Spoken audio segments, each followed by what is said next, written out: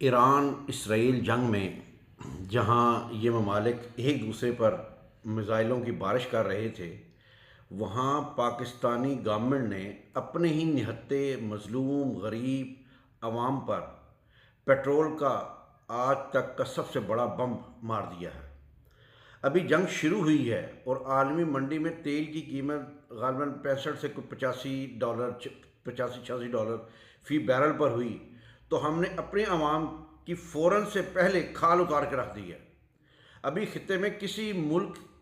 के ने तेल की कीमतों में इजाफा नहीं किया, लेकिन हमारे ये नालायक, करप्ट, नकम्मे और बदनीयत हुक्मरानों ने इस मौके को गनीमत जानते हुए पेट्रोल बम मार दिया है और अब इस पूरे खित्ते में सबसे ज़्यादा महंगा पेट्रोल हम फरोख्त कर रहे हैं। हालांकि पहले ही हमारे फ्यूल प्राइसेस और इस पर जो लेवी यानी कि टैक्स जो है वो सबसे ज़्यादा हम ही दे रहे हैं, लेकिन आफरीन है हमारी आवाम पर कि धनिया पीकर आराम कर रहे हैं और ये हुक्मरान इस आवाम की खाल उतारते चले जा रहे हैं, क्योंकि ये हुक्मरान असल में आवाम के वोट से तो आए नहीं हैं। और दूसरी तरफ क्या हो रहा है, दूसरी तरफ हालत जंग में अमेरिका ने इंडिया को ये ऑफ़र कर दिया है कि आप